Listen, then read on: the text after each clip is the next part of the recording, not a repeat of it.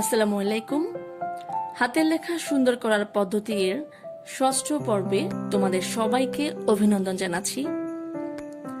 এছাড়াও বিশেষ ধন্যবাদ জ্ঞাপন করছি যারা লাইক, শেয়ার, কমেন্ট, ফলো এবং ইনবক্স করে আমাকে উৎসাহ প্রদান করেছেন। আজকের পর্বে আমি সপ্তস্বরের নিয়মগুলো সম্পর্কে আলোচনা করব। আমরা গত 5টি পর্বে স্বরবর্ণ এবং ব্যঞ্জনবর্ণ শেখার মাধ্যমে সপ্তস্বরের প্রথম 2টি নিয়ম সম্পর্কে জেনেছি। আজ আবার একটু জানব। চলো আমরা লেখায় যাই। তোমরা নিশ্চয়ই প্রস্তুত হয়েছ। হাতের লেখা সুন্দর করার নিয়মসমূহ, সপ্তস্বরের নিয়মসমূহ। লেখা সুন্দর হোক, এটা আমাদের সকলের প্রত্যাশা। হাতের লেখা সুন্দর করার জন্য সপ্তস্বরের ব্যবহার জানা অত্যাবশ্যক। সপ্তস্বরগুলো আমি এক এক করে বলছি। প্রথমে আছে সমপ্রবাহ বা সঠিক প্রবাহ। আমরা 1 নম্বর এবং 2 নম্বর গত 5টি পর্বে করেছি, জেনেছি এগুলো সম্পর্কে। তারপরও আমরা আজ আবার একটু জানব। আচ্ছা, সমপ্রবাহ বা সঠিক প্রবাহ হচ্ছে একটি বর্ণ লেখার সময় যে স্থান থেকে শুরু করে ক্রমান্বয়ে শেষ করতে হবে তার একটি নির্দিষ্ট চলমান প্রবাহ রয়েছে। চলমান প্রবাহ মানে এই যে চলমান যে গতিটা, সেটা হচ্ছে চলমান প্রবাহ। ওকে, দেখো এখানে আমি দুটো অ লিখেছি। কেমন? দুটো অ লিখেছি। দেখো অগুলো আমি প্রথম অটা সম্পর্কে বলছি। এখানে প্রথমে কি দিয়েছি? 1, 2, 3, 4, 4টি নম্বর দিয়ে আমি এটাকে ক্রমানুসারে সাজিয়েছি। এখানে দেখো প্রথমেই এটা হচ্ছে সঠিক, প্রথমেই মাত্রা, এই যে এখানে গোল করে আসবে, এটা 2, তারপরে এটা হচ্ছে 3 এবং এটা হচ্ছে 4। কিন্তু সঠিক নয় সেটা দেখি আমরা। এখান থেকে প্রথমেই 1, 2, 3, 4, এখান থেকে 1, 2, এখান থেকে 3, এখানে 4। তাহলে এটা কোনোভাবেই সঠিক হতে পারে না। তাহলে সমপ্রবাহ বা সঠিক প্রবাহ কোনটা? এই যে এটা প্রথমটাই হচ্ছে সমপ্রবাহ বা সঠিক প্রবাহের সঠিক নিয়ম। ঠিক আছে, তাহলে আসো 2 নম্বর, সমমাত্রা বা সঠিক মাত্রা। বাংলা বর্ণমালায় মোট বর্ণ 50টি, আমরা সকলেই তা জানি। স্বরবর্ণ 11টি এবং ব্যঞ্জনবর্ণ 39টি। এদের মধ্যে পূর্ণমাত্রা 32টি, অর্ধমাত্রা 8টি এবং মাত্রাহীন 10টি। আমি আবার বলছি, পূর্ণমাত্রা 32টি, অর্ধমাত্রা 8টি এবং মাত্রাহীন 10টি। দেখো এখানে আমি 3টি বর্ণ লিখেছি। প্রথমটা হচ্ছে ই। ইটা কি পূর্ণমাত্রার বর্ণ, তাই না? দেখো এখানে পূর্ণমাত্রা দিয়েছি, পূর্ণমাত্রার বর্ণ। এরপর হচ্ছে রি, না? রি, রি হচ্ছে অর্ধমাত্রার বর্ণ। রি হচ্ছে অর্ধমাত্রার বর্ণ এবং এটা হচ্ছে এ, এ হচ্ছে মাত্রাবিহীন বর্ণ। হাতের লেখা সুন্দর করার জন্য মাত্রার ব্যবহার খুবই গুরুত্বপূর্ণ। ঠিক আছে, আমি প্রথম 5টি পর্বে চমৎকারভাবে তোমাদের দেখিয়েছি মাত্রার ব্যবহারগুলো। তোমরা অবশ্যই যদি এই পর্বে যারা নতুন এসে থাকো, তোমরা অবশ্যই আগের পর্বগুলো দেখে মাত্রাগুলো জেনে নেবে। ঠিক আছে, ওকে, তাহলে আমরা মাত্রাগুলো সঠিকভাবে জানব। তারপরে আসো সম আকৃতি। সম মানে কিন্তু সমান, সবগুলোতে সম আছে না, সম আছে। সম মানে সমান। সম আকৃতি মানে আকার, আকৃতি হচ্ছে আকার, আকারটা কি সমান হতে হবে, তাই না? ওকে, সম আকৃতিটা আমরা একটু জানবো। লেখার সময় প্রতিটি শব্দের আকৃতি সমান হতে হবে। দেখো আমি এখানে দুটো শব্দ লিখেছি। কেমন? দুটো শব্দ লিখেছি। শব্দটা হচ্ছে ইবাদত, তাই না? এখানে লিখেছি সঠিক, এটা হচ্ছে সঠিক নয়। তাহলে দেখো আমি একটুখানি বলছি। দেখো ইটা লিখেছি ঘর ভরাট করে, না? তারপরে ব আকারটা ঘর ভরাট করে, দ, ত। সবগুলো বর্ণই কি সমান, না? সমান। ওকে, কিন্তু এখানে দেখো এই ইবাদত লেখাটা কি হলো? প্রথম ইটা ঠিক আছে, বটা একটু ছোট হয়েছে, আকারটা আবার একটু ঠিক আছে, দটা একটু ছোট, তটা আরো ছোট। তাহলে এটা কি সঠিক হয়েছে? না, সম আকৃতির নিয়ম সঠিকভাবে এখানে পালন করা হয়নি, তাহলে এই নিয়মটা সঠিক নয়, এটা হচ্ছে সঠিক। তাই জন্য তোমরা হাতের লেখা সুন্দর করার জন্য আকৃতির গুরুত্ব খুবই গুরুত্বপূর্ণ এবং এটা ভালোভাবে খেয়াল করবে তোমরা। ওকে, নেক্সট আসো, এবার আমরা জানবো হচ্ছে সমদূরত্ব। কেমন? সমদূরত্বকে শব্দ লেখার ক্ষেত্রে প্রতিটি বর্ণের এবং বাক্য লেখার ক্ষেত্রে প্রতিটি শব্দের মধ্যকার দূরত্ব যেমন সমান হতে হবে, তেমনি প্রত্যেক লাইন থেকে লাইনের মধ্যকার দূরত্ব সমান হতে হবে। আমি প্রথমে কি বলেছি? শব্দ লেখার সময় একটা বর্ণের সাথে আরেকটি বর্ণের কি দূরত্ব সমান হতে হবে। তাহলে তোমরা দেখো আমি এখানে কি লিখেছি? কলম লিখেছি, তাই না? তাহলে কলমটা কি সমান হয়েছে? না। দেখো কয়ের সাথে লয়ের যে দূরত্ব, সেটার সাথে এখানে ময়ের দূরত্বটা কি আরো কম, তাই না? এটা বেশি, তাহলে এটা সঠিক নয়, এই নিয়মটা সঠিক হয়নি। ওকে, তাহলে এখানে দেখো আমি লিখেছি সঠিক নয়, কিন্তু এখানে দেখো কলম, কয়ের সাথে লয়ের যতখানি দূরত্ব এবং লয়ের সাথে ময়ের দূরত্ব ঠিক ততখানি, তাহলে এই নিয়মটা সঠিক। ওকে, আমি আরেকটা কথা বলেছি, বাক্য লেখার সময় একটি শব্দের সাথে আরেকটি শব্দের দূরত্ব কি হতে হবে? সমান হতে হবে। দেখো আমি একটি লাইন লিখেছি, ঢাকা বাংলাদেশের রাজধানী। আমার এটা অবশ্য একটু এদিকে এসে লেখার কথা ছিল, আমি উদাহরণ হিসেবে লিখেছি তো তাই একটু সরে এসেছি। আচ্ছা, তাহলে দেখো আমি ঢাকা যেটা লিখেছি, ঢাকার সাথে বাংলাদেশের যতখানি দূরত্ব, বাংলাদেশের সাথে রাজধানীর দূরত্ব ঠিক ততখানি। আমি যদি এখন রাজধানীটা এখান থেকে লিখতাম বা এখান থেকে লিখতাম, তাহলে কি হতো? সঠিক নিয়ম হতো না। তাহলে আমাদের এটা খেয়াল করতে হবে।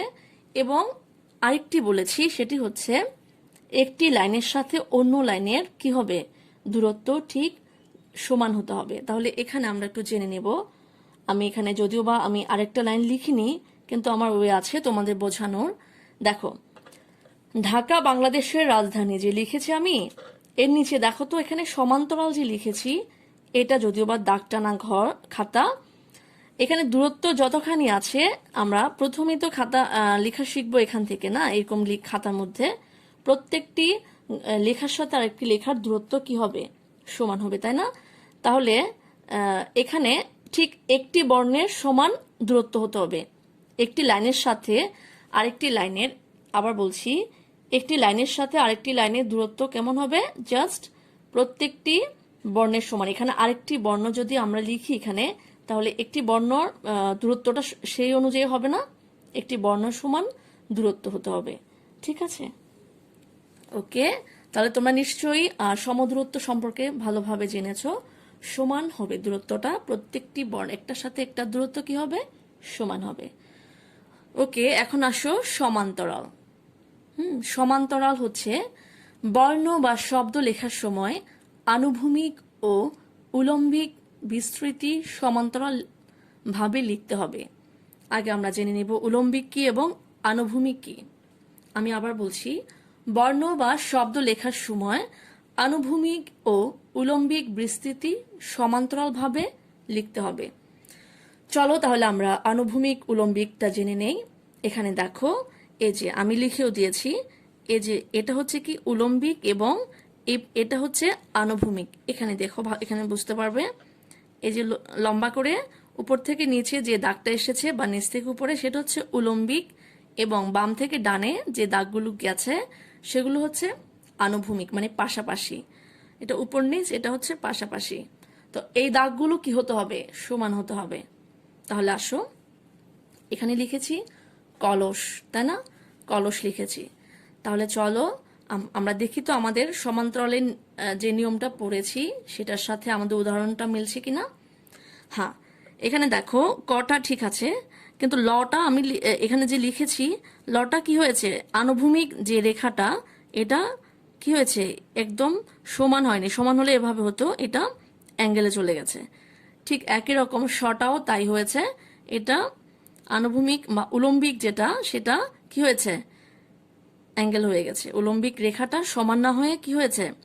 অ্যাঙ্গেল হয়ে গেছে। ঠিক একই রকম ভাবে শটা যখন আমি অ্যাঙ্গেল করে লিখেছি, ঠিক তার আনুভূমিক রেখাগুলো অন্যরকম হয়ে যাবে না, সমান হবে না। ঠিক আছে, লটাও ঠিক একই রকম ভাবে কি হবে, সঠিক হবে না। তাহলে এই নিয়মটি সঠিক নয়। আচ্ছা, তাহলে এখানে দেখো আমি আরেকটি লিখেছি ক ল স। তো ক এর উলম্বিক রেখাটা দেখো, ল এর দেখো, স এর প্রত্যেকটির মধ্যে কি সমান না দূরত্ব, এপাশ যতখানি এপাশও ততখানি, স এর সাথে ল এর এপাশ যতখানি এপাশও ততখানি, তাই না? আর এখানে অবশ্য এটা যেহেতু বাংলা খাতা, এখানে সমানই হবে, তারপরও খেয়াল করবে তোমরা কেমন। যেমন এখানে দেখো এটা কি হয়েছে, সমান হয়েছে, এটাও সমান হয়েছে। তাহলে এই নিয়মটা কি সঠিক, এই নিয়মটা সঠিক, কেমন? ওকে, নেক্সট চলো তাহলে আমরা এই পর্যায়ে জানবো হচ্ছে সমশির সম্পর্কে, কেমন? শির হচ্ছে মাথা, শির হচ্ছে মাথা, আর সম মানে সমান, আগেই বলেছি। তাহলে কি মাথা সমান? ঠিক, মাথাই সমান। তাহলে আমরা পড়ি, বর্ণ বর্ণের উপরি অংশ, বর্ণ বর্ণের উপরি অংশ, ওকে, ও কারচিনির উপরি অংশ। এই যে বর্ণ, বর্ণের উপরি অংশ, এটা হচ্ছে কি বর্ণের উপরি অংশ, কেমন? এই যে ওয়ের এই যে উপরের অংশটা সম্পর্কে বলছে। কারচিহ্নের উপরি অংশ, এই যে কারচিহ্ন ইকার না, এটার উপরি অংশ, এটাকে উপরি অংশ বলা হচ্ছে, কেমন? আমি এখানে খুব বেশি লিখিনি, দুটো তিনটে করে লিখেছি, আমরা এগুলো দিয়েই বুঝে যাব, কেমন? সমান হতে হবে। তাহলে চলো আমরা আমাদের কাজে যাই। কিভাবে জানবো এটা?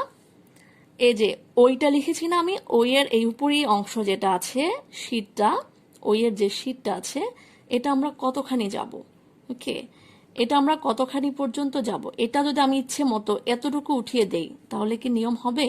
হবে না। সেটা আমি এখন তোমাদের প্রমাণ করে দিব কিভাবে হবে না। এখানে দেখো, এখানে রহিম লিখেছি, পরীক্ষা লিখেছি, কেমন? এই নিয়মটা হচ্ছে কি সঠিক, এটা সঠিক। সঠিক না জানলে তোমরা কিভাবে সঠিক হয় সেটা জেনে যাবে। আচ্ছা, এখানে আসো, সঠিক নয় লিখেছি আমি, আমি এখানে উপরের ঘরে লিখেছি ফুফু, নিচের ঘরে লিখেছি পরীক্ষা। তাহলে চলো আমরা কিভাবে এটা সঠিক নয় প্রুভ করি। আমরা এখানে দেখো, এখানে দুটো নিয়মে অবশ্য একসাথে চলে আসছে, সমপদ। আমি একটুখানি সমপদ সম্পর্কে বলি। পদ মানে পায়ের অংশ, মানে নিচের অংশটা সমান হতে হবে। এখানে দেখো, ফয়ের সাথে উকার, উকার দুটো যে দিয়েছি এটা, এবং পরীক্ষার ইকারটা দেখো দুটো কি হয়েছে, ক্রস হয়েছে, তাই না? কেন ক্রস হয়েছে সেটাই জানবো। এখানে দেখো দুটোই আমরা এই ঘরে লিখবো, তাই না? দুটোই তো আমাদের এক ঘরেই লিখতে হবে। তাহলে এখন জেনে নাও নিয়মটা হচ্ছে, আমরা এই উপরের লাইন আর নিচের লাইন যখন লিখবো, আমরা মাঝখানের লাইনকে কি করব, মনে মনে একটি কাল্পনিক, মনে মনে একটি কাল্পনিক রেখা রেখা অঙ্কন করব, বা মনে মনে, জাস্ট মনে মনে তুমি কি করবে, একটি কাল্পনিক রেখা এখানে এভাবে, ওকে, মাঝখান জাস্ট মাঝ বরাবর তুমি একটি কি করবে, কাল্পনিক রেখা মনে মনে আঁকবে।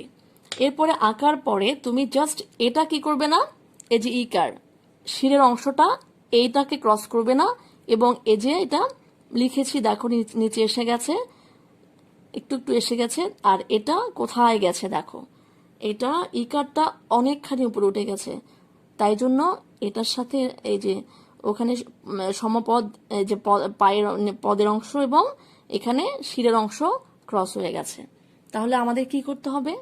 তাহলে আমাদের এই যে বলেছি, এই যে কাল্পনিক যে রেখাটা আমরা মনে মনে, কাল্পনিক যে রেখাটা মনে মনে আমরা আঁকবো সেটা অবশ্যই ক্রস করব না। ঠিক একই রকম ভাবে বর্ণের উপরি অংশের ক্ষেত্রেও আমরা এই নিয়মটা অনুসরণ করব। ঠিক আছে, তোমরা নিশ্চয়ই বুঝতে পেরেছো। তাহলে এই নিয়মটি সঠিক নয়, কারণ এখানে ঝামেলা দেখা যাচ্ছে। ঠিক আছে, ওকে, চলো তাহলে আমরা সমপদ, এখানে আমরা পদের অংশটা অনেকখানি চলে এসেছে, তাও আমরা একটু পড়ব পদের অংশ কি আছে দেখি আমরা। সমপদ, বর্ণের নিচের অংশ ও কারচিহ্ন, বর্ণের নিচের অংশ ও কারচিহ্ন দেখো আমি এখানে বুঝিয়ে দিব এখন, এবং কারচিহ্ন সমান হতে হবে। আমি এখানে লিখেছি জল বুবু, কি লিখেছি, জল এবং বুবু, এটা সঠিক। এখানে কোনো ঝামেলা নেই, ভুল নেই, সঠিক। তাহলে ভুলটা কোথায় হয়েছে দেখো, জলের ক্ষেত্রে জটা কি করেছে, জয়ের এই যে এই অংশটা, নিচের যে অংশটা আসবে এটা অবশ্যই জাস্ট এই পর্যন্ত আসবে। এটা কোনোভাবেই এই যে বর্ণ, অন্য বর্ণ, জয়ের এই অংশটা তো একটু ছোট থাকে, কিন্তু অন্য বর্ণগুলো আমরা যতখানি লিখি তার নিচে আসবে না, জাস্ট ওই পর্যন্তই আসবে।